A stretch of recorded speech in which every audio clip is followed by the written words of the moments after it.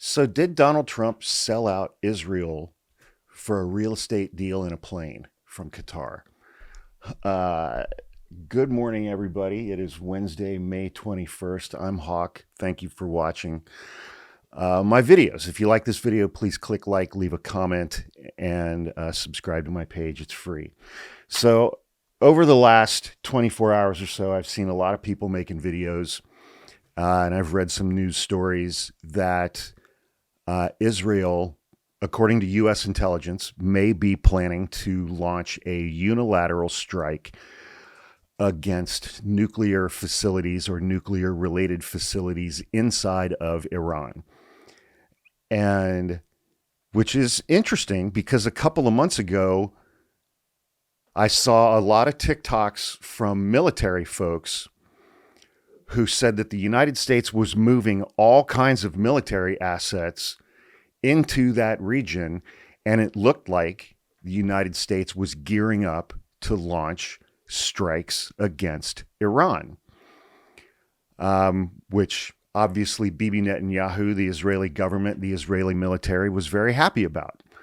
Essentially, we were going to be doing their bidding for them. But there are plenty of people inside of Trump's administration who think we should go to all-out war with Iran and wipe them off the face of the map. However, over the last month, there did seem to be a pretty stark about-face. And Trump seemed to be just ghosting Netanyahu and turning his back on Netanyahu and on Israel. Which was, at the time, it was pretty stunning to me because I was just like, this just doesn't make sense. It doesn't fit with Trump's history as it relates to Netanyahu. It doesn't fit with Trump's history of support for the Israeli state, the Israeli government, the Israeli military. And, Trump had basically been saying on the campaign trail, he's like, if you elect me, I'm going to give Israel whatever they want to finish the job.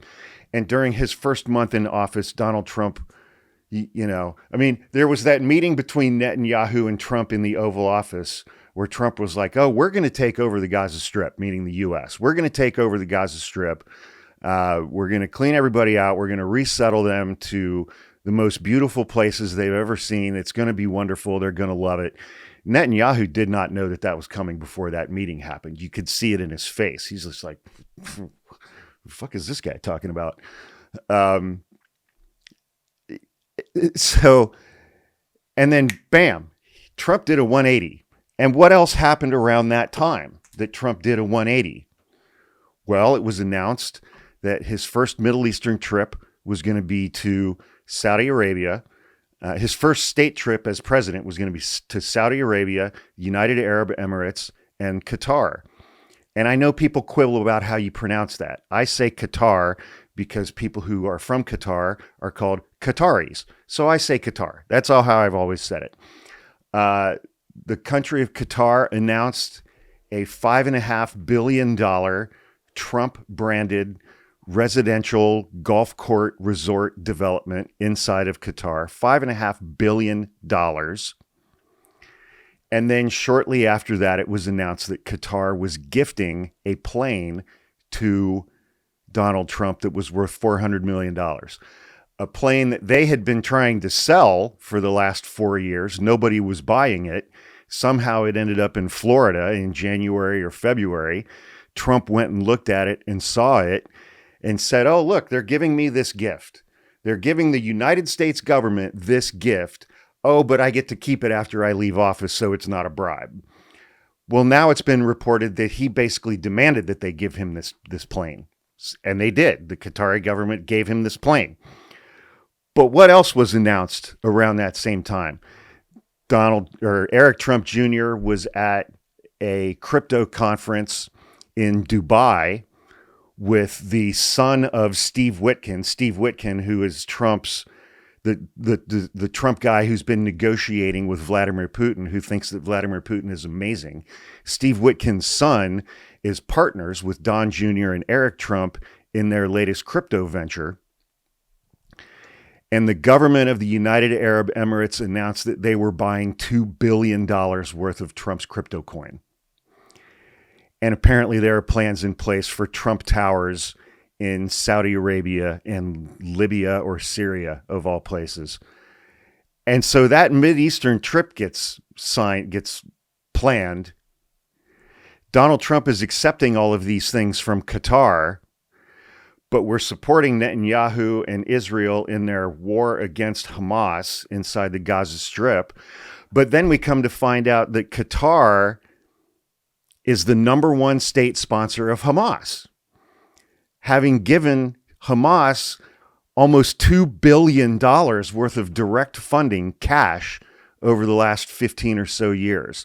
And that all of the senior leadership of Hamas who is still alive are living in exile in Qatar, safely living luxurious lives being supported by the Qatari government. That's the context within which Donald Trump does his 180 on Benjamin Netanyahu and the Israeli government. I've been a trial attorney for 26 years. I would humbly propose that every bit of that is circumstantial evidence. And it's like when you sit on a jury and a judge explains the law to you, they explain to you the difference between direct evidence and circumstantial evidence. Direct evidence would be a security cam recording an automobile or a vehicle collision taking place at an intersection. You see video of it happening. That is direct evidence. Indirect evidence or circumstantial evidence is, say that you're staying at a cabin in the mountains during the winter. When you go to bed, there's no snow on the ground. When you wake up the next morning, there's 3 inches of snow on the ground. You didn't personally see any snow fall during the night, but you woke up the next morning and there's 3 inches of snow on the ground. That's circumstantial evidence that at some point during the night it snowed. So all of these circumstances that I just described are pretty strong circumstantial evidence to me, suggesting that Donald Trump has been paid by Middle Eastern countries to turn on Israel and to turn on Benjamin Netanyahu. And that has led us to these news reports of yesterday. Well, and during that as well, Benjamin Netanyahu, in a speech to the Knesset, which is basically the Israeli legislature, he said, we're going to have to learn to wean ourselves off of American military aid and military support.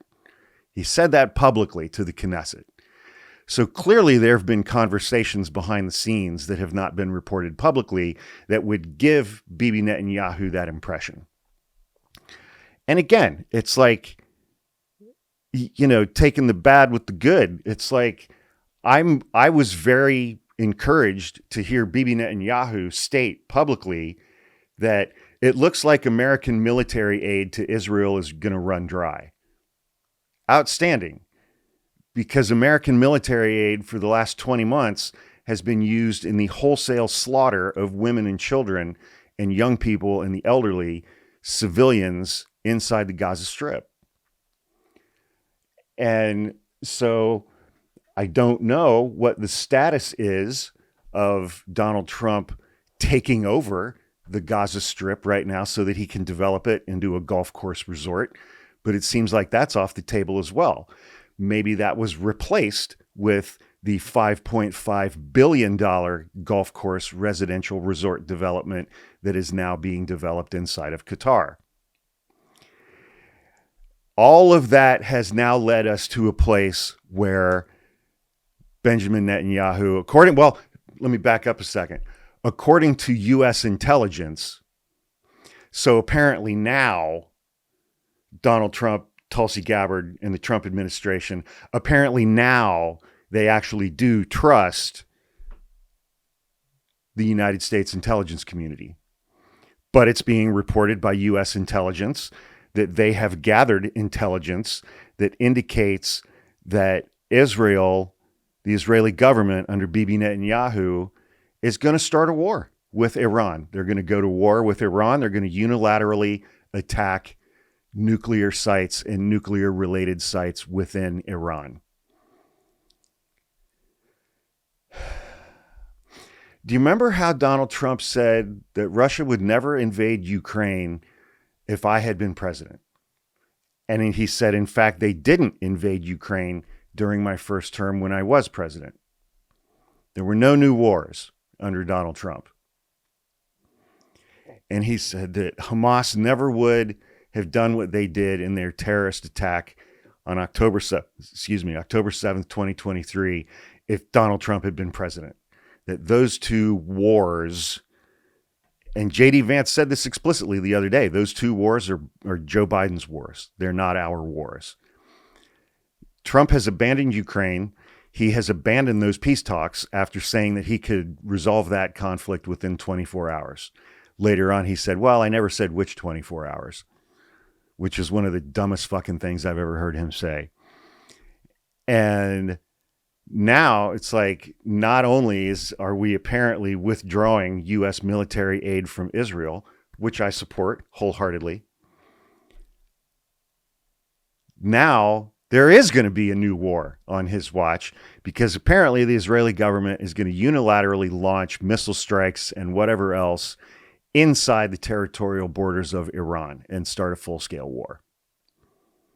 While they're launching strikes into Syria, while they're launching strikes into Lebanon, while they're launching strikes into Yemen against the Houthi rebels, they're also going to start a war with Iran.